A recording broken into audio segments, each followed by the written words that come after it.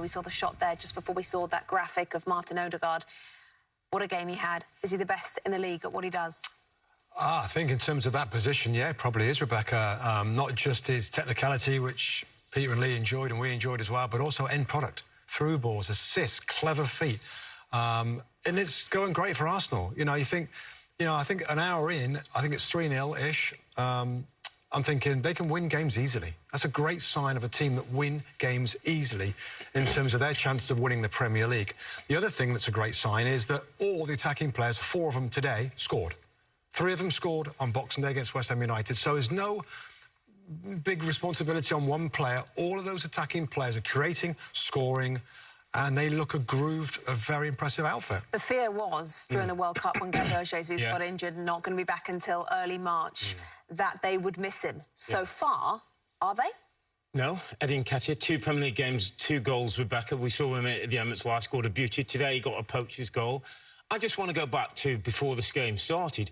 Draw for Newcastle, draw for Man City. Kind of pressure on Arsenal in a different way. What are they going to do? 1 draw, 1 defeat this season. Get the job done. 4 goals, as Robbie's talked about. The only team in the Premier League to score in every game. So the goal threat is there.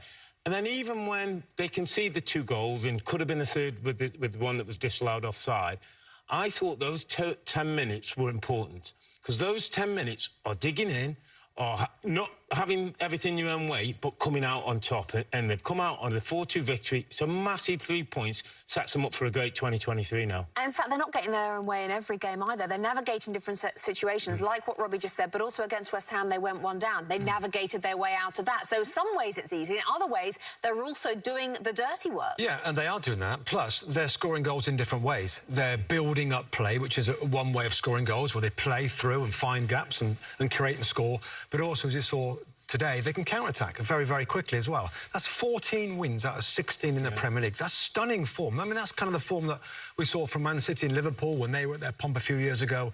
I mean, it looks like every single game Arsenal now, not without breaking a sweat, but I thought they blew Brighton away in the first hour, and then the changes came, the subs came on, and they stopped playing a little bit for a little bit of drama. But they're looking great. I mentioned the 22-point swing from throughout 2022. It's rare you see such an improvement, isn't it, at the top of the Premier League? It's a credit to the manager, the group of players, and the biggest thing that I say that Robbie's talked about is there's a culture change at this football club, and you're seeing it now with results like today. OK, let's hear now from Martin Odegaard, the captain, and first, Bukayo Saka.